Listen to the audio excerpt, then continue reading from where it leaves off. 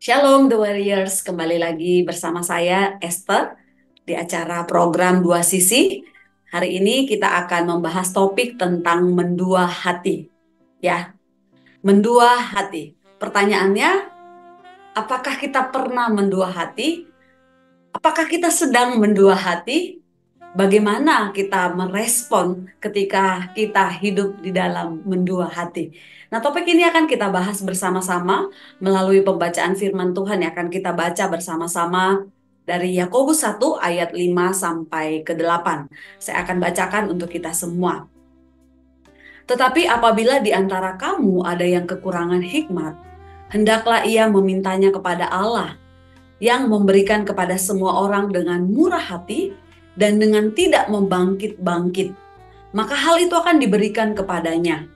Hendaklah ia memintanya dalam iman, dan sama sekali jangan bimbang. Sebab orang yang bimbang sama dengan gelombang laut yang diombang-ambingkan kian kemari oleh angin. Orang yang demikian janganlah mengira bahwa ia akan menerima sesuatu dari Tuhan. Sebab orang yang mendua hati tidak akan tenang dalam hidupnya. Saudara, kita akan bahas satu persatu, tetapi yang kita fokuskan di sini adalah kata bimbang dan mendua hati. Nah, menurut arti dari KBBI, kata bimbang yaitu merasa tidak tetap hati, kurang percaya, ragu-ragu, merasa khawatir, cemas, ya. Rasa bimbang di sini bisa terjadi kepada siapa saja. Mau tua, muda, sehat, sakit, kaya, miskin. Mungkin dia sudah lama percaya kepada Tuhan Yesus. Atau orang-orang yang baru bertobat. Semua manusia bisa merasakan yang namanya kebimbangan tanpa terkecuali. Bahkan saudara murid Yesus yang dan senantiasa kita bisa melihat mereka sendiri pun pernah di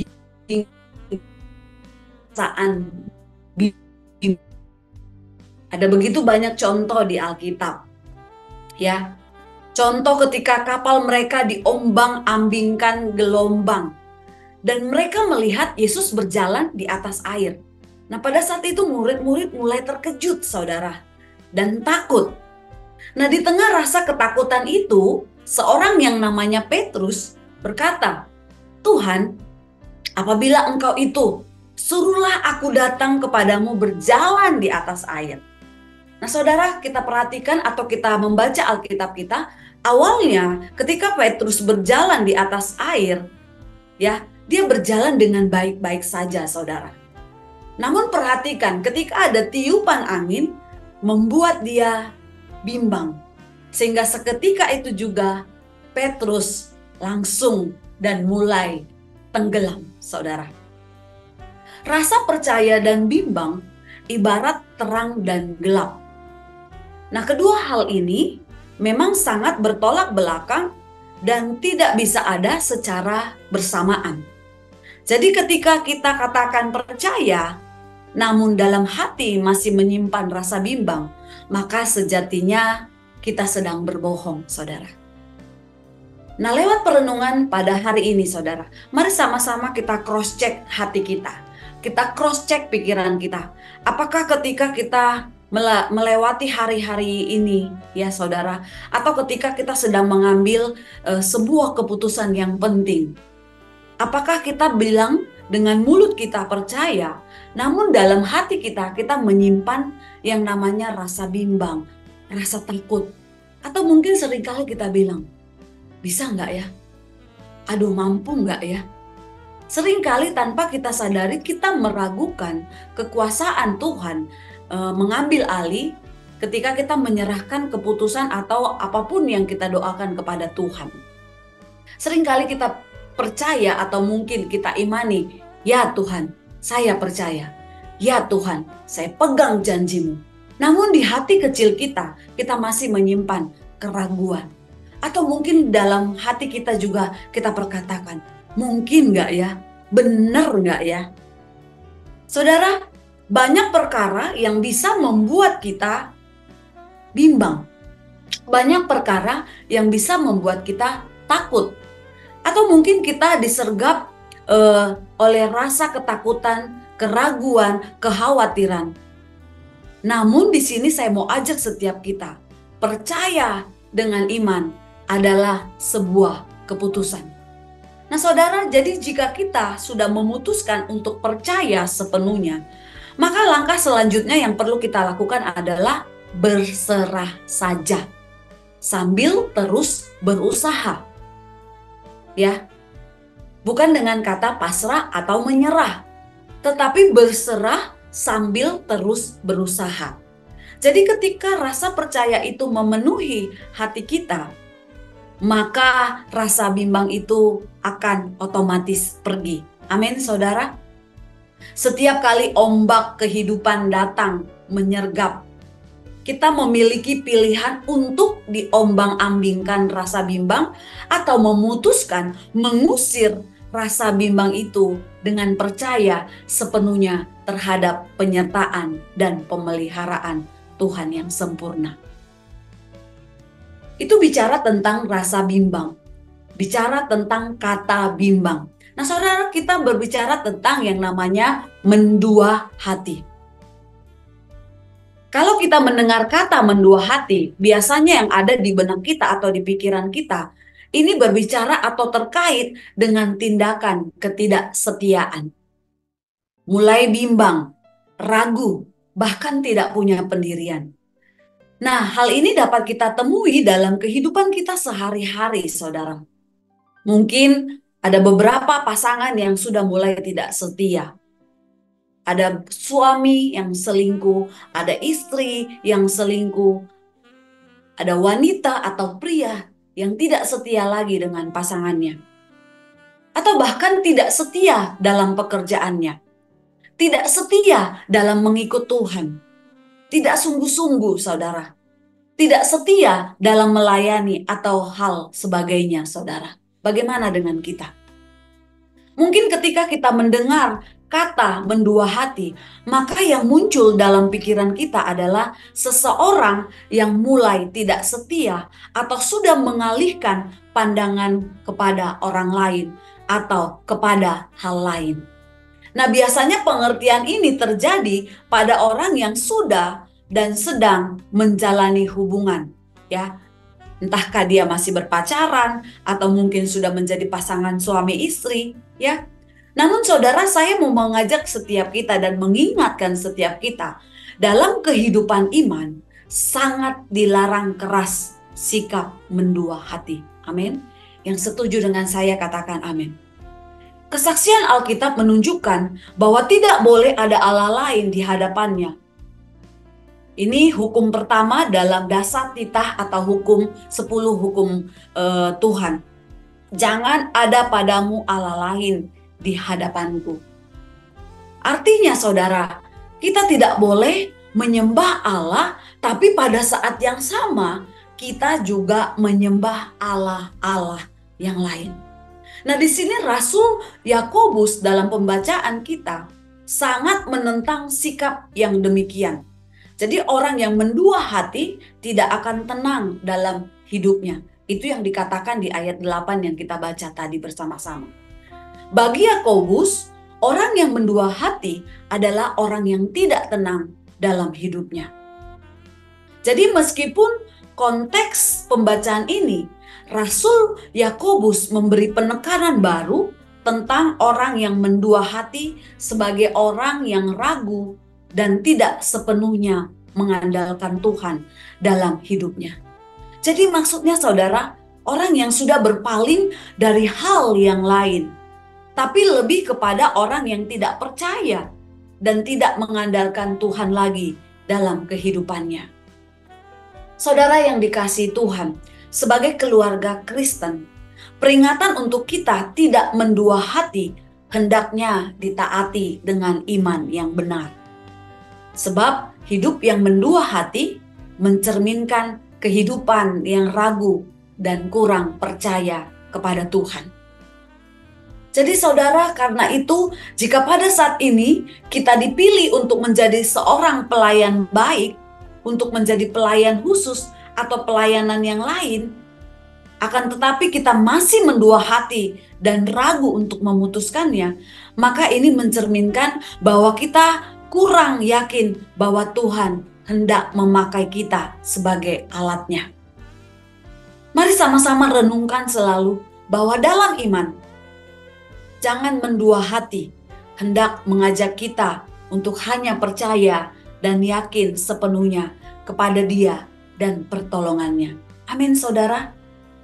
Matius 6 ayat 24 dikatakan seperti ini. Tak seorang pun dapat mengabdi kepada dua tuan. Karena jika demikian, ia akan membenci yang seorang dan mengasihi yang lain. Atau ia akan setia kepada yang seorang dan tidak mengindahkan yang lain. Kamu tidak dapat mengabdi kepada Allah dan kepada Mammon. Saudara, mengapa orang yang mendua hati gagal? Karena orang ini tidak setia kepada satu tuan. Dia suka berkhianat kepada salah satu tuannya. Orang yang mendua hati memperlakukan semua orang dengan standar ganda. Jadi tidak tenang karena ketakutan jangan-jangan orang tahu bahwa dirinya sebenarnya adalah troublemaker. Ya saudara. Di ayat 6, 7, dan 8 ya, hendaklah ia memintanya dalam iman. Dan sama sekali jangan bimbang. Sebab orang yang bimbang sama dengan gelombang laut yang diombang-ambingkan kian kemari oleh angin. Orang yang demikian janganlah mengira bahwa ia akan menerima sesuatu dari Tuhan. Sebab orang yang mendua hati tidak akan tenang dalam hidupnya. Gelombang laut yang diombang-ambingkan kian kemari, ini gambaran sikap yang sangat membahayakan saudara. Sebab dia tidak memiliki komitmen atau omongannya tidak bisa dipegang. Nah, situasi ini bukan karena tekanan, namun karena memang demikian pilihan orang ini. Ya memang demikian adanya saudara. Jadi di situasi atau keadaan mendua hati saudara, dalam keluarga, bisnis, komunitas gereja, atau organisasi apapun akan berantakan karena sikap mendua hati ini, saudara. Bagaimana dengan kita? Bagaimana dengan pasangan kita? Bagaimana dengan orang-orang di sekeliling kita, saudara? Ya, kita bisa berbagi bersama-sama. Ketika kita lihat pasangan kita sudah mulai mendua hati atau bahkan ragu-ragu dengan kasih mula-mula yang dia miliki, sampai itu sepertinya kasih itu mulai luntur. Mari sama-sama kita bangun kembali. Saya percaya saudara, semua orang butuh ketenangan di dunia ini. Amin. Tak ada satupun yang manusia yang tidak ingin hidupnya tenang. Ya, berlaku kepada semua kalangan manusia tanpa terkecuali. Orang kaya mungkin, orang miskin, orang terhormat, pejabat, bawahan, masyarakat biasa, atau siapapun itu. Semua orang butuh ketenangan. Nah, Yakobus di sini mengungkapkan bahwa salah satu penyebab orang hidup tidak tenang adalah karena dia hidup dalam kebimbangan. Masih bercabang hati, atau mungkin masih mendua hati. Nah, Yakobus memastikan bahwa orang yang masih hidup mendua hati, dia tidak akan tenang dalam hidupnya. Manusia hanya bisa tenang kalau bersama Tuhan. Amin. Itulah kunci ketenangan. Karena Tuhan Yesus adalah sumber ketenangan. Dia pencipta, dia pemilik, serta pengendali hidup kita. Saudara, hanya di dalam Dia sajalah kita beroleh ketenangan. Sedangkan orang yang masih mendua hati akan dihukum oleh hatinya sendiri, yakni tidak akan tenang dalam hidupnya. Dikatakan tadi di ayat 8, sebab orang yang mendua hati tidak akan tenang hidupnya. Jadi di sini Yakobus mau menasehati kedua belas suku Israel di perantauan atau kita sekalian sebagai Israel masa kini agar jangan hidup mendua hati. Karena orang yang mendua hati selain tidak tenang dalam hidupnya, dipastikan dia juga tidak bahagia. Hidupnya diliputi oleh kegelisahan, kekhawatiran, bahkan ketakutan akan terjadi hal-hal yang tidak diinginkan. Itu salah satu hal yang tidak bisa kita hindari, saudara. Selama kita masih mendua hati, hidup mendua hati adalah hidup yang mendukakan diri sendiri. Karena kita nggak tenang. Kita jadi dibingungkan, dibuat bingung dengan keadaan atau situasi yang sedang kita alami. Juga menghukum diri sendiri dan orang-orang di sekitar kita, saudara. Ya, jadi bukan di bumi mungkin, tapi sampai pada kekekalan penderitaannya. Saudara, sebaliknya, orang yang tegas memilih hidup dalam Tuhan, dia akan menikmati ketenangan hidup. Karena Tuhan Yesus adalah sumber ketenangan dan sumber kehidupan bagi kita. Tuhan Yesus adalah satu-satunya yang menjaga kita, melindungi kita, menolong kita, memberkati kita, bahkan menyelamatkan kita. Raja Daud mengungkapkan, saudara, hanya dekat Allah saja kiranya aku tenang, sebab daripadanya lah keselamatanku. Hanya dialah gunung batuku dan keselamatanku, kota bentengku, aku tidak akan goyah. Tidak ada sumber ketenangan selain Tuhan. Amin, saudara. Tidak ada ketenangan yang diperoleh di luar Allah dalam Tuhan Yesus Kristus. Karena hanya dialah yang memelihara hidup kita.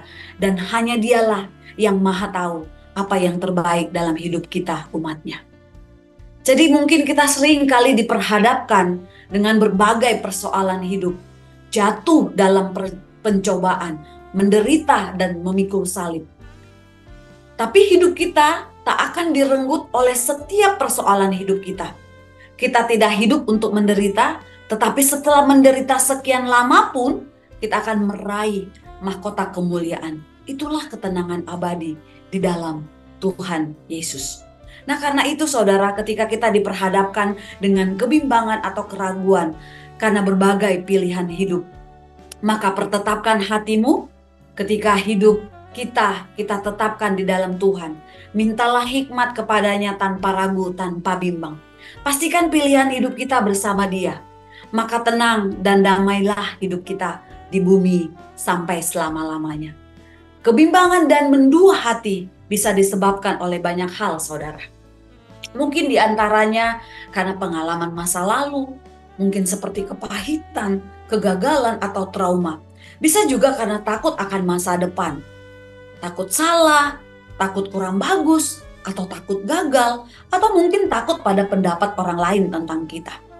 Kemudian ketika kita muncul kebingungan, terkadang kita cenderung mendengarkan orang lain yang belum tentu benar, sehingga justru membuat kita mengalami kerugian yang sangat besar.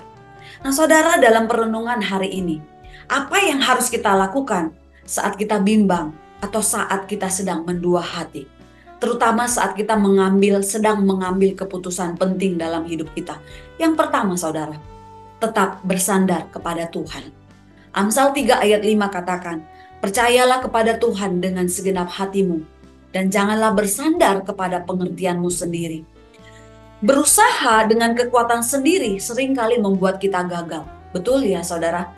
Saat menghadapi kebingungan, berusahalah untuk tetap melakukan apa yang benar sesuai dengan apa yang Tuhan katakan, sesuai dengan apa yang Tuhan ajarkan dan yang tertulis dalam firman Tuhan. Lalu yang kedua, percaya Tuhan pasti memberi masa depan yang lebih baik. Percaya berarti menyerahkan sepenuhnya kepada Tuhan. Di Yeremia 29 ayat 11 dikatakan, sebab aku ini mengetahui rancangan-rancangan apa yang ada padaku mengenai kamu. Demikianlah firman Tuhan, yaitu rancangan damai sejahtera dan bukan rancangan kecelakaan, untuk memberikan kepadamu hari depan yang penuh harapan. Berserah penuh kepada Tuhan, sebab segala sesuatu yang dari Tuhan adalah yang terbaik, walaupun seringkali tidak sesuai dengan keinginan dan kemauan kita. Lalu yang terakhir, saudara, yang ketiga, melepaskan apa yang sudah terjadi. Dikatakan di 1 Petrus 5 ayat 7, serahkanlah segala kekhawatiranmu kepadanya, sebab ia yang memelihara kamu. Jadi jika ada pengalaman atau trauma di masa lalu yang mengikat dan membuat kita khawatir, membuat kita bingung, bahkan mendua hati, let it go. Lepaskan, saudara. Apa yang sudah terjadi, biarlah berlalu. Mari terus melangkah maju ke depan. Tetaplah bersandar pada Tuhan.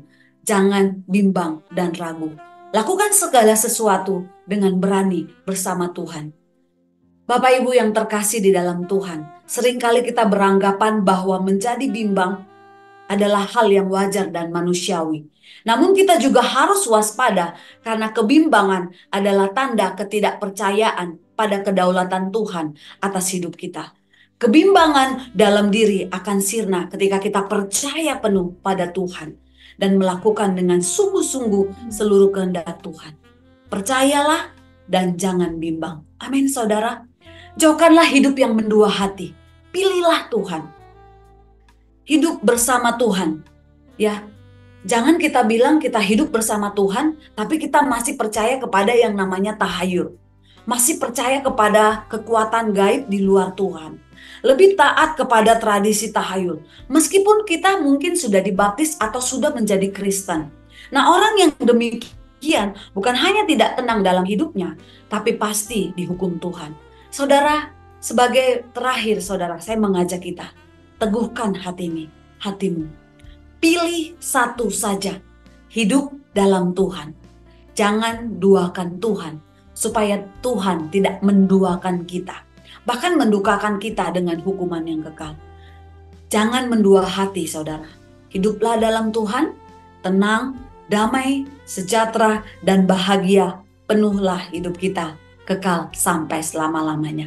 Amin, saudara. Jadi ada 3 hal yang perlu kita ingat ketika kita sedang bimbang, ketika kita sedang mendua hati. Yang pertama, tetap bersandar kepada Tuhan. Kedua, percaya Tuhan pasti memberikan masa depan yang lebih baik.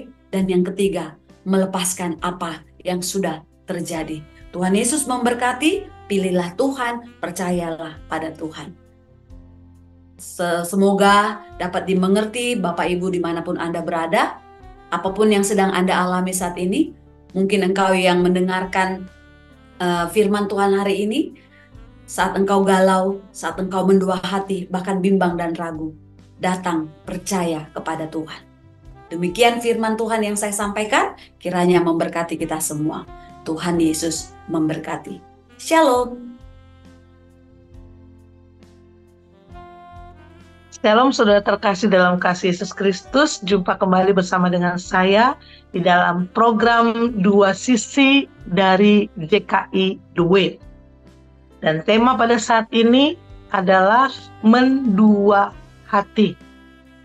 Kalau kita mendengar kata mendua hati, maka pikiran kita akan berpikir bahwa ada satu hati yang terbelah menjadi 2.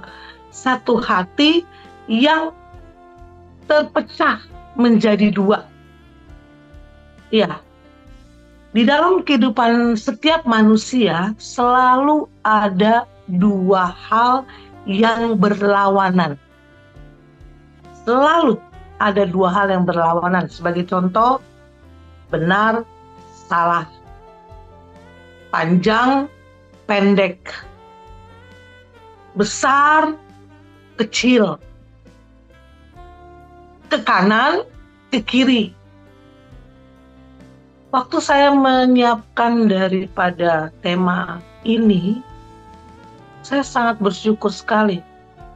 Saya mendapat sesuatu yang boleh dibilang jadi menguatkan saya.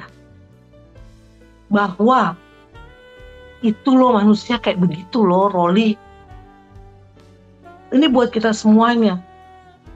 2 hal dari sisi kehidupan manusia yang tadi itu dapat dilihat oleh kasat mata.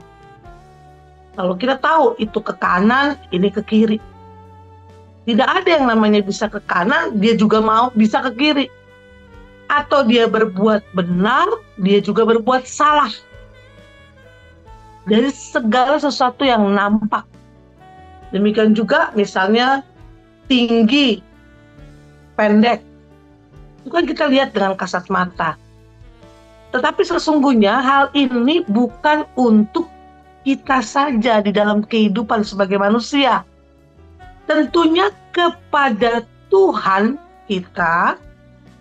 kita juga nggak bisa di posisi abu-abu di tengah. Itu sering kita ngomong seperti itu ya. Jadi mengikut bertentang dengan firman-Nya. Harusnya ya mengikut. Kita nggak bisa punya alasan apapun sehingga kita tidak di posisi yang abu-abu. Itu seharusnya juga kita lakukan kepada kehidupan kita, kepada Tuhan. Tetapi oleh karena tidak terlihat, si Tuhan itu tidak terlihat, sehingga kita nih manusia sebenarnya jujur, posisi kita tuh bisa di abu-abu. Nampaknya seperti kita ikut Tuhan. Tetapi di sisi yang lain, kita melakukan segala sesuatu yang bertentangan dengan kehendak-Nya. Coba pikirkan.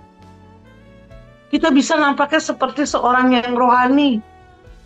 Tapi sesungguhnya baik karakter, ya, bicara tingkah laku, perbuatan, perkataan yang bisa dilihat,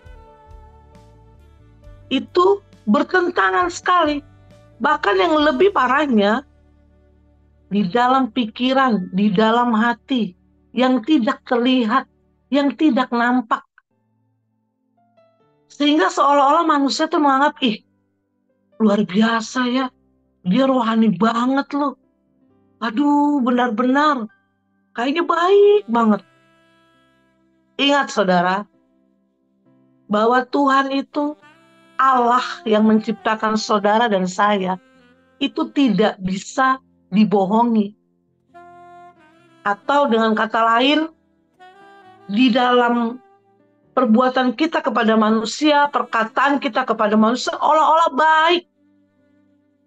Mungkin melalui harta kita, melalui apa yang kita miliki, ya, senyum kita. Tapi sesungguhnya Tuhan bilang, tidak. Manusia tidak tahu kalau kamu sesungguhnya adalah tidak dalam perkenananku. Kita buka saudara dalam kitab Galatia 6. Galatia 6 ayat yang ke-7 dan 8. Demikian firman Tuhan, saya bacakan. Jangan sesat. Allah tidak membiarkan dirinya dipermainkan. Karena apa yang ditabur orang, itu juga yang akan dituainya. Allah tidak membiarkan dirinya dipermainkan. Apa yang ditabur, itu yang akan dituai.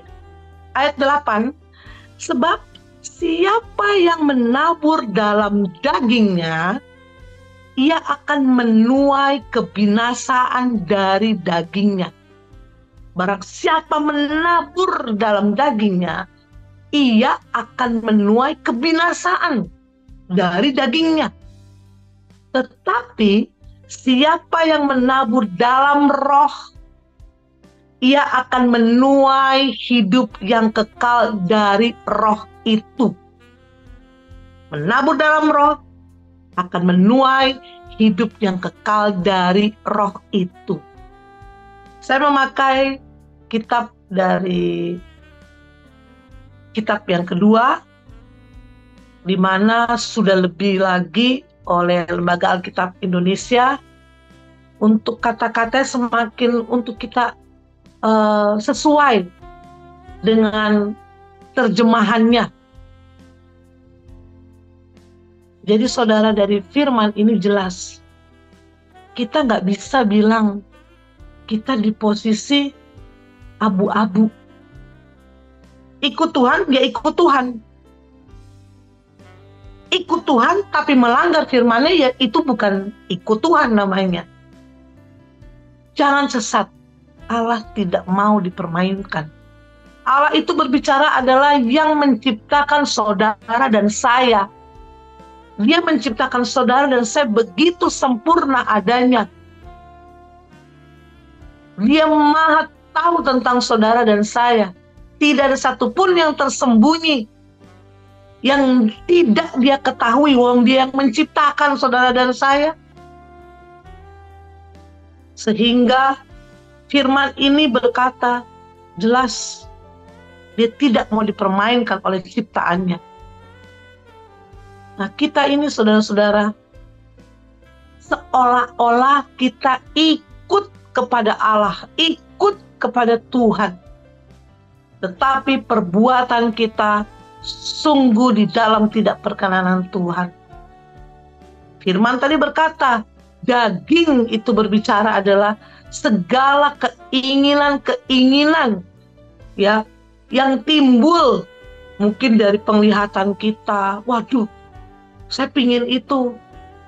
Sehingga yang tadinya nggak punya niat berbuat jahat, jadi timbul keinginan. Bagaimana cara supaya saya bisa mendapatkan itu? Kita tahulah, ada satu kasus besar yang luar biasa yang sedang terjadi saat ini. Sebenarnya miris sekali.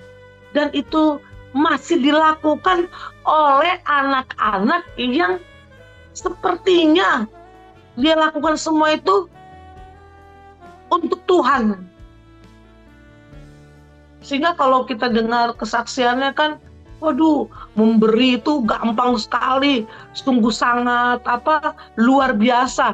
Itu mungkin pikiran-pikiran yang sangat tidak mengenal pribadi Allah. Ya hal itulah. Makanya saudara dan saya saat ini benar-benar kita harus benar-benar memaknai, mengerti, mendalami firman Tuhan. Bukan sekedar membaca saja. Kalau membaca saja, enak banget itu, habis. Saya bisa baca loh. Satu kitab di depan, saya belakang.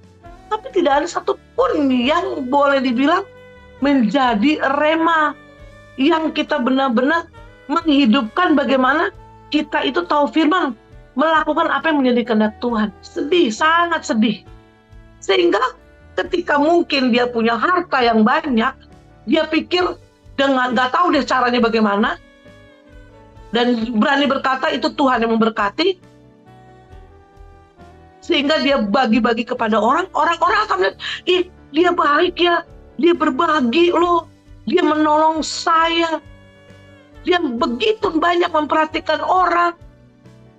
Ingat, Allah tidak bisa dipermainkan.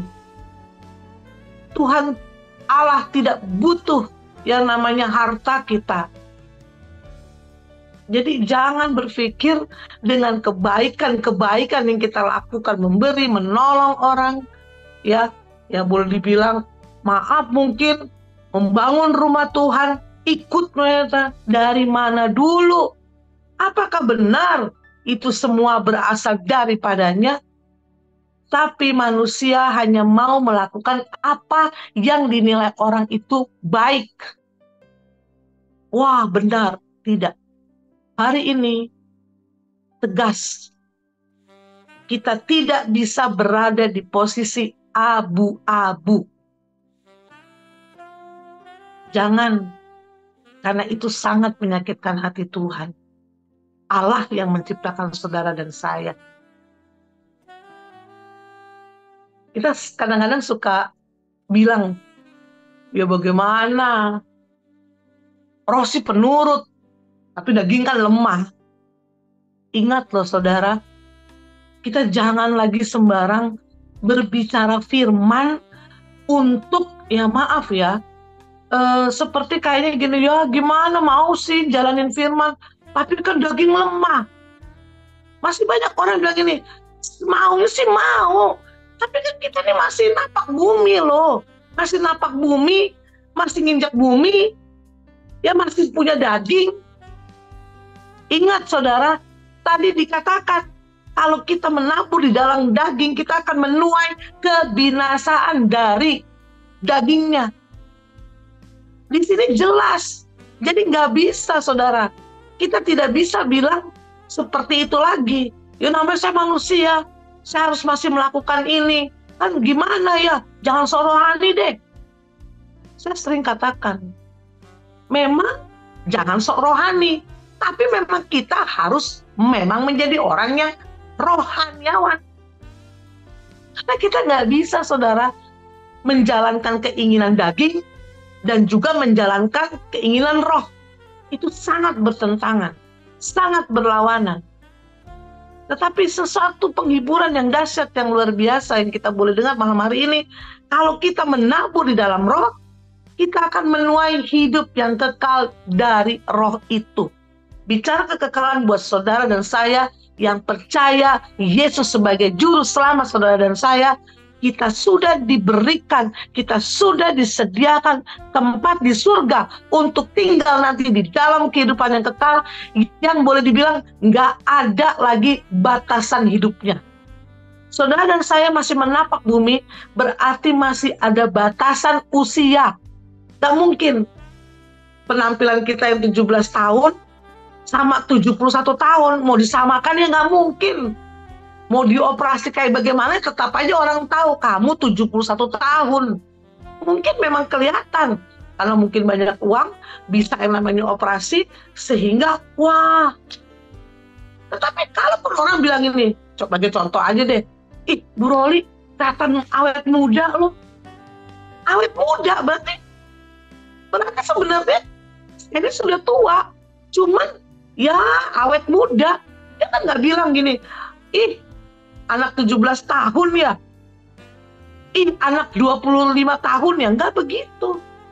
Jadi jangan bangga juga kalau ada orang bilang, ih bener lo, awet muda lo, tambah cantik aja lo. Ya kan banyak ya cantik sekarang ya. Orang lebih memikirkan cantik luar, bagaimana lebih memancungkan hidung, mentiruskan wajah, nggak salah juga sih, karena memang ada dananya gitu. Tetapi buat kita yang lebih mau mengenal, mengerti kehendak Tuhan, itu sebenarnya hal yang kedua, masalah kecantikan yang ada di luar. Saya sering bilang, ciptaan Allah tidak pernah gagal. Jadi maaf kalau ada orang mungkin yang matanya ya tidak melihat gitu. Terus kita mau bilang, Allah menciptakan gagal itu. Kalau kita mungkin kalau bikin adonan kue, kita bisa bilang itu gagal. Aduh maaf ya, donat saya lagi bantet, bolu saya lagi nggak naik.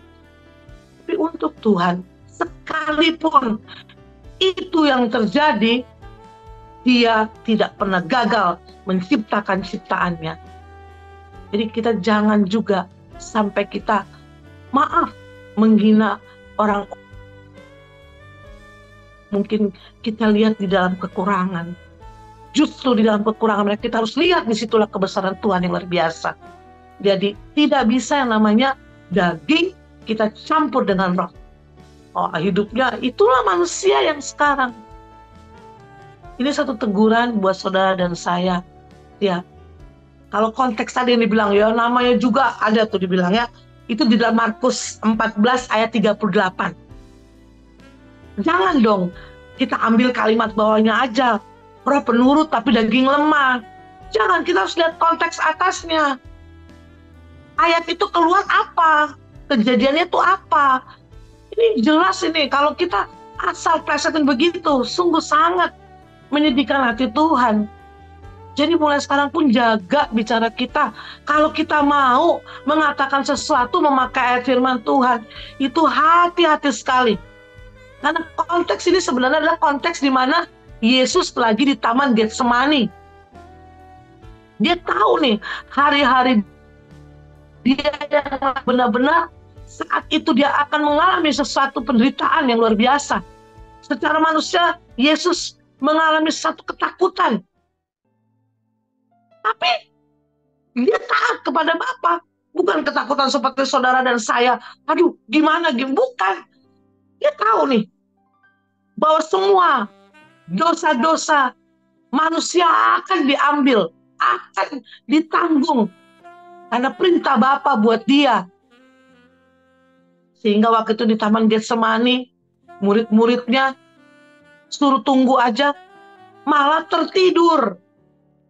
Dan ketika Yesus datang, ya, kita baca deh ayat Markus 14 ayat 37-nya, kita baca dulu nih ya, 37-nya. Markus 14 ini ayat 32 itu bicara tentang di Taman Getsemani. Kita baca ayat 37-nya. Lalu ia kembali dan mendapati mereka sedang tidur. Ia berkata kepada Petrus, Simon, sedang tidurkah engkau? Tidak sanggupkah engkau berjaga walau 1 jam saja? Lihat dulu ke atas. Jadi jangan lagi sembarangan kita bilang, roh penurut daging lemah. Cara bacanya aja waktu kita begitu beda sekali. Konteks tadi Yesus lagi bicara kepada Simon, gak bisakah kamu berjaga 1 jam saja? Kita lanjut ke ayat 38. Berjaga-jagalah. Ini Yesus loh sendiri yang berbicara. Ini perkataan Yesus. Kebetulan JKI The Way saat ini, Bapak Gembala kami, Pak C, sedang benar-benar mengupas yang sifatnya perkataan Yesus langsung. Demikian juga perintahnya langsung. Jadi sangat luar biasa. Ini yang memotivasi untuk kita benar-benar. Jadi bukan katanya itu Yesus ngomong begini, bukan. Tapi kita benar-benar, oh ini perkataan Yesus, termasuk hal ini juga. Ayat 38 ini Yesus ngomong langsung. Bukan katanya, tapi Yesus ngomong langsung. Berjaga-jagalah dan berdoalah supaya kamu jangan jatuh ke dalam pencobaan. Roh memang penurut, ya. Kalau di terjemahan Alkitab yang kedua dikatakan, roh memang berniat baik, tetapi tabiat manusia lemah. Kalau dulu dibilang kan, roh penurut, tetapi daging lemah. Roh memang berniat baik, tetapi tabiat manusia lemah. Ini Yesus ngomong, ya, berjaga-jaga supaya kamu jangan jatuh dalam pencobaan. Roh memang bertabiat baik, tapi daging lemah. Gitu loh kalau dibacakan. Tapi kan kalau kita ngomong, ya roh penurut, tapi kan daging lemah. Beda loh itu. Beda. Ya, sama seperti kalau misalnya kita ngomong, ibu, kita manggil gitu, sama kita, ibu, misalnya gitu ya. Beda kan? Kita juga misalnya bilang, tolong tutup pintunya, sama kita bilang, tolong tutup pintu. Udah beda kan? Jadi kita harus lihat konteksnya. Jadi jangan sembarangan lagi untuk mengambil satu ayat sehingga untuk kita keluarkan. Aduh, itu sangat berbahaya, saudara. Allah tidak, jangan berbuat sesat. Allah tidak mau dipermainkan. Kita tahu sendiri dong. Kalau manusia menghukum manusia, mungkin ada batasnya, ada waktunya. Sebagai contoh aja lah, orang-orang yang lagi jatuh di dalam hukuman di dunia ini ya. Kebetulan kami juga punya program pelayanan ya, kita ada ke Polres, kita juga ada ke lapas gitu ya. Itu benar-benar kita selalu kasih tahu ya, buat kita juga loh, bahwa manusia hukum itu ada batasnya. Tetapi kalau Allah yang hukum saudara dan saya, ya, Allah hukum itu bukan karena dia jatuh, karena dosa-dosa kita. Makanya tidak ada manusia yang, sebenarnya nggak ada manusia yang tidak bisa lepas dari dosa. Semua pasti berbuat dosa. Tetapi minimal kalau kita tahu kebenaran, kita lebih tahu lagi isi hati Allah, kita tahu kehendak Allah, maunya apa sih? supaya kita bisa hidup yang kekal, ya kita meminimalis dosa. Akhirnya mau berbuat, berpikir panjang. Udah nggak lagi yang namanya seperti berbuat dosa tuh kita kayak masuk jalan tol tanpa batasan, tanpa yang namanya rambu-rambu yang memberhentikan kita, tidak. Oleh karena itu, saudara, masih satu kesempatan yang luar biasa. Kalau kita masih diizinkan, boleh untuk mengetahui firman-Nya, kehendak-kehendaknya. Ya, di dalam firman itu ada kehendak-kehendaknya, perintahnya, apa yang dia mau, ya. Itu kita bisa mengerem, sehingga kita untuk berbuat dosa, kita berpikir. Nah, waktu saudara dan saya punya keinginan untuk itu aja, itu sudah ada poin loh di mata Tuhan. Ketimbang ya sudahlah, namanya juga manusia, ya mau bagaimana? Gak bisa, saudara. Jadi buat kita saat ini berbicara mendua hati. Jangan kita mau ikut ke dalam kehidupan yang kekal, kita mau keselamatan yang Yesus diperintahkan Bapaknya untuk saudara dan saya bisa masuk dalam kehidupan yang kekal, karena dia sebagai juru selamat manusia, seluruh umat manusia, ya. Tetapi kita juga mau kuat banget nih keinginan daging kita untuk hal-hal yang sifatnya menyenangkan daging, memuaskan daging. Itu bicara memuaskan mata, memuaskan telinga, ya, memuaskan hati, ya. Kan kalau orang dipuji kan, wah. Jangan. Saudara dan saya yang semakin tahu kebenaran firman Tuhan tidak bisa hidup di posisi abu-abu. Sekalipun manusia tidak mengetahui, tetapi Allah yang menciptakan saudara dan saya yang tadi berkata sendiri, jangan sesat, Allah tidak mau dipermainkan. Yang maha mengetahui. Sehingga hal inilah yang harus sebenarnya menyadarkan saudara dan saya. Kalau kita itu benar-benar, ya sudah, hidupkan roh kita, kasih makan roh kita, kuatkan roh kita dengan hal-hal yang memang berasal dari Allah, yaitu berbicara tentang firman Tuhan itu sendiri. Berusaha untuk bagaimana tinggalkan yang namanya keinginan-keinginan daging. Karena kita tahu keinginan daging tidak membawa saudara dan saya di dalam kehidupan yang kekal, bahkan membinasakan saudara dan saya. Dan biarlah ketika kita katakan, ku mau ikut Engkau Tuhan, ku mau ikut Engkau ya Allah, ku mau ikut Engkau Yesus sebagai juru selamatku. Karena melalui Yesus itulah kita akan berjumpa dengan Bapa yang luar biasa dalam kehidupan yang kekal. Sehingga kita benar-benar fokus bagaimana caranya ya untuk supaya saya benar-benar hidup ikut kepada apa kehendak Allah.